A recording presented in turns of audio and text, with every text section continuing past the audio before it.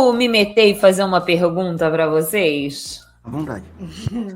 De 0, vamos pensar assim, de 0 a 10, o quanto vocês realmente acham que vale a pena não largar o osso chamado Aaron Rodgers?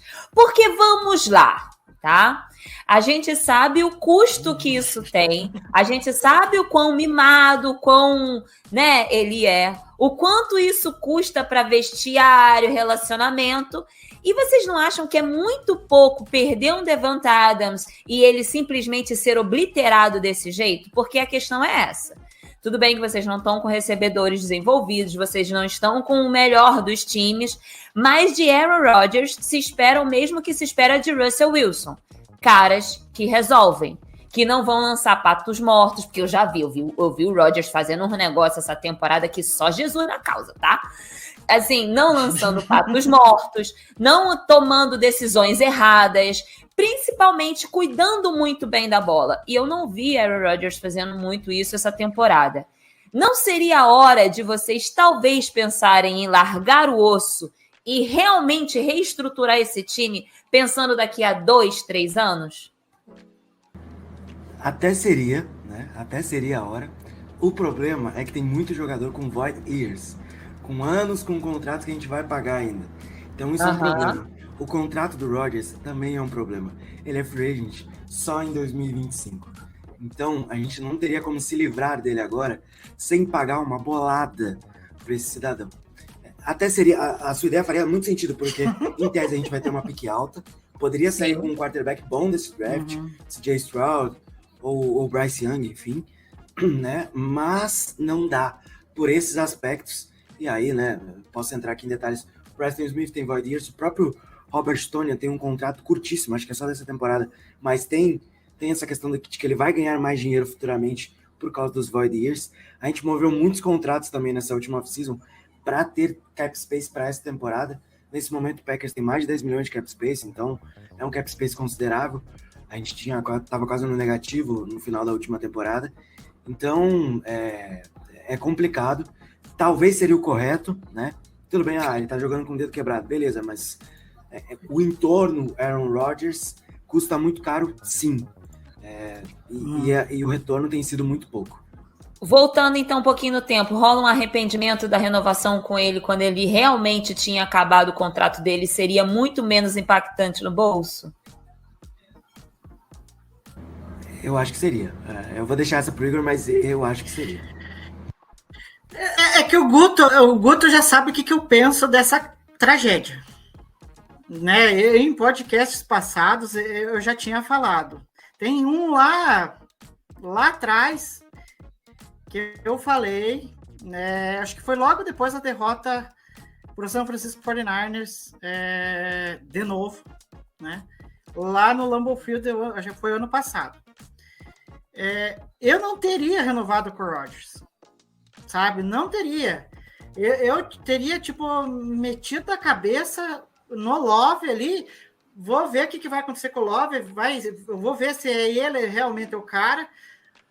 Pelo menos a gente já tem uma base aqui do time, né? Então não vai ser um desastre a lá Houston, Texas, porque o Houston, Texas é uma bagunça e o Packers não chega nem perto disso, sabe? Só que é aquilo, eu acho que o Gutekunst, ele se colocou numa posição em que ele draftou o Love e não quis bater na mesa e falar assim, eu vou seguir com o Love e Rodgers, tchau e benção. Acabou a tua história aqui. Ele não teve cacife, por quê? Porque no momento que ele draftou o Love, o Aaron Rodgers bateu aquele ego forte nele, foi lá e trouxe 2 MVP na mesa e jogou na cara do Gutekunst. Falou assim, ó, eu tô aqui, eu presto para alguma coisa ainda. Então vocês vão querer renovar comigo? E daí, tipo, aí junta a desconfiança do Gutekunst com o Love, aí o Gutekunst ficou meio assim, pô, entre o cara que já é consolidado e o cara que eu preciso ainda apostar, então eu vou continuar com o cara que é consolidado. Mas só que, enfim, vai gerar Isso aí que a gente tá vendo, um time que não consegue se reforçar direito, porque tem que pagar milhões de alfaces por QB. Enfim, é esse pensamento que eu tenho, que eu não teria renovado com o Rodgers. Porque tem outro detalhe, só para encerrar. Lá, essas jogadas que a gente tá vendo, medonhas dele, de erros de leituras, de hesitação, isso aí já aconteceu lá naquele jogo contra o São Francisco 49ers, que eu tive que ver umas análises bizarras em que o Lazar fazia rotas cruzadas no meio, livre, e ele procurava quem? Só o Adams. Parecia que ele cagava com a primeira leitura, ele só cagava para os wide receivers, os outros wide receivers, e só focava no Adams. E agora a gente tá vendo o reflexo, né? Porque não tem mais o Adams, e aí vira essa coisa, né? Dele, eu não confio nos caras. Os caras têm que ser bons suficientes para eu passar a bola. Tanto que só agora, mesmo com o dedo quebrado, que ele tá conseguindo ter conexão com os caras. E desse fator aí, fechando esse fator que o Igor falou, por essas e por outras, que eu tenho quase certeza que a gente vai usar a pick se for alta para pegar um recebedor no draft, por causa que a gente tem um contrato com o cidadão até 2025. Então, não tem muito o que fazer aí. Complicado. Mas só que detalhe, ainda você pegar um wide receiver bom, eu tenho minhas dúvidas se ele vai criar conexão rápida com esse cara.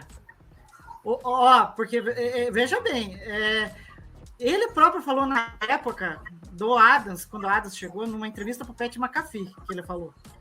Que na época o Adams sempre estava livre no meio do campo e ele não passava a bola. E o Watson era algo parecido, sempre estava livre e ele não passava a bola. Outro fator, então eu tenho minhas dúvidas se esse cara de primeira rodada vai clicar de cara. Outro fator, só para encerrar esse assunto, é a questão de trocar por um wide receiver veterano, né? Mas aí também poderia ser um fator, porque daí você daria uma pique alta para um wide receiver veterano. Mas até onde isso vai levar a gente para um título, não tenho tanta certeza assim. Não, o problema do Packers, eu sempre falo, não é só wide receiver. Tem outras coisas ali que o pessoal não vê. Coordenador defensivo é um detalhe. É só um detalhe. O Matt LaFleur, em chamar a responsabilidade em certas coisas, é outra coisa. O Gutekunst, em saber ser mais audacioso, em se movimentar na free agency, é outro detalhe. Então é muita coisa.